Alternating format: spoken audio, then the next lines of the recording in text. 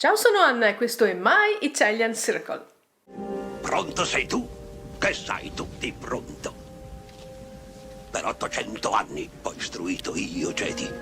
E il mio giudizio darò io su chi istruito deve essere. Grammatica, oggi ti parleremo della e cioè in italiano frase e struttura. Cosa? Cosa stai dicendo? Ah, sì, sbagliato. Ti parleremo grammatica oggi, struttura italiano, frase e in cioè della. Did you understand? I bet you didn't. The words were all mixed up. Today's topic is the basic structure of sentences in Italian. Together, we'll learn about the building blocks of Italian. If you like what you see, click the subscribe button. We publish a new video every week. Let's begin!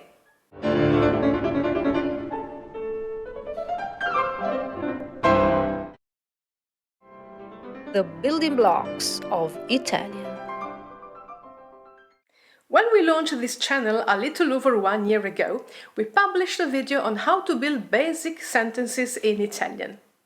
It's been our most successful video so far, and today I'd like to talk a bit more about this fundamental topic of Italian grammar.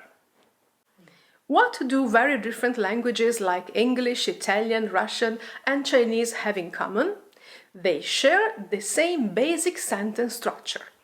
This is true for most European languages, but also for Hebrew, Thai, Vietnamese, and many others. They are all SVO languages. This means that sentences are usually made up by the sequence subject, verb, object, the same building blocks in the same order. Subject: who or what is doing the action. Verb: the action. Object: who or what the action is being done to. Let's now compare different languages. English: Adam eats an apple. Italian: Adamo mangia una mela. Russian: Adam ест яблоко. Chinese: 亚当吃一个苹果. Adamo mangia una mela. Now let's see in what ways Italian is different from English and other languages. One of the major features of Italian grammar, and a common cause of grief for those who learn it, is a verb conjugation, which means that we modify verb endings to communicate more details. English has verb conjugation too. For instance, you add an s to the third person singular. I eat, she eats. Italian is more specific though. The ending of a verb tells you not only the mood and tense, for example, future simple, but it tells you if the subject is singular or plural, masculine or feminine, and sometimes it even tells you things about the object. This is actually a good thing. In Italian, verbs are so full of information that sometimes you don't even need the subject anymore. So, our sentence structures can become very simple. Verb, object. All Romance languages, except French, can leave the subject unexpressed. Let's break down a sentence to explain this concept. Io leggo un libro. Io is the pronoun, I, and it's the subject. Un libro is a book, the object. But how can we translate leggo in English? Leggo means I read. When I see leggo, I already know that the subject is first person singular, io, I, so I don't really need to say it. This is why a native Italian speaker would probably say leggo un libro, just like that, and nobody would say, what, who's reading a book? English speakers, on the other hand, tend to use subject pronouns a lot when speaking Italian. Let's read 6 sentences, one for each person. Io apro la finestra. Tu leggi il giornale. Lei beve un caffè. Noi recitiamo una poesia. Voi preparate la cena. Loro guardano la TV.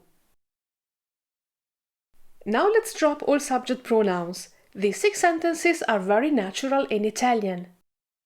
Apro la finestra. Leggi il giornale. Beve un caffè. Recitiamo una poesia. Preparate la cena. Guardano la TV. Compare. Oggi finisco presto. Se vuoi possiamo pranzare insieme. Today I get off early. If you want, we can have lunch together. There are 3 subject pronouns in this English sentence. I, you, we. And not even one in Italian. And yet both sentences are perfectly clear. Of course, we use subjects too when we need to specify who or what is doing something, or for emphasis or contrast. So, we got rid of subject pronouns. But there are more good news. In Italian, we don't need to change the sentence structure, the order of our building blocks to form questions. Questions in Italian are much easier than in English. The sentence is exactly the same, you just need to raise your tone at the end. Compare. Laura guida la macchina. Laura drives the car. Laura guida la macchina. Does Laura drive the car? Other languages also have this characteristic. For example, Russian. Olga guida la macchina. Olga vadit mashinu. Olga guida la macchina. Olga vadit mashinu. Sometimes the tone is all that matters. If I say vai a casa, I'm asking if you're going home. If I say vai a casa, I am ordering you to go home. The sentence remains the same even if I add a question word at the beginning. Quando vai a casa? When do you go home? Come vai a casa? How you go home? This is not always the case, but we won't go into any more detail here. Here's an entire video about questions and question words. Have a look. How do you form negative sentences? You just add non, not, before the verb. Adamo non mangia la mela. Adam doesn't eat the apple. Laura non guida la macchina. Laura can't drive. Now I want to mention 2 other building blocks of Italian: adjectives and articles. Articles are very important in Italian. Have you ever noticed that when Italians speak English, they tend to use the a lot, even when it's not needed? That's because we use definite articles a lot in Italian. We like to be specific. Like in English, articles are always placed before a noun, be it the subject or the object. We already saw them in our sentences. Adamo mangia una mela, an apple. This is an indefinite article. Laura guida la macchina, the car, definite article. Unlike English, Italian has 7 definite articles. To use them correctly, you have to know a few rules, so I suggest that you have a look at a video on this topic.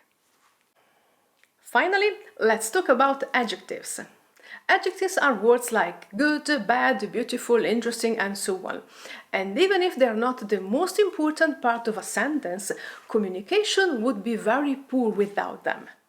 The thing that I want to point out is that in Italian, adjectives usually follow the word they refer to, while in English it's the other way around. For example, Adamo mangia una mela rossa. Adam eats a red apple. Laura guida la macchina nuova. Laura drives the new car.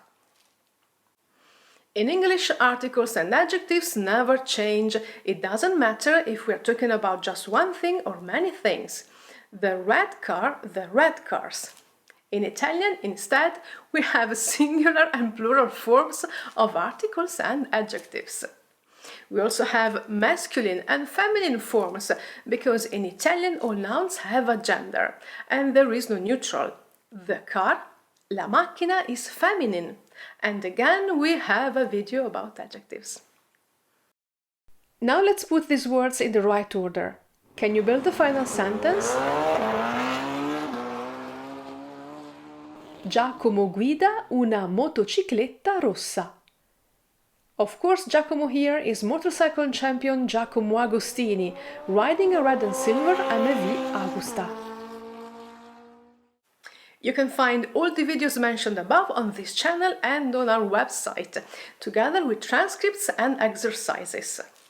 We also have a free PDF with all the basics of Italian grammar that you can download as a quick reference guide. You can find all the links in the description below. I really hope that you found this video useful. Why don't you write me something about yourself in the comments? Why are you learning Italian? What are your goals? Let me know. And I'll see you next time. Ciao!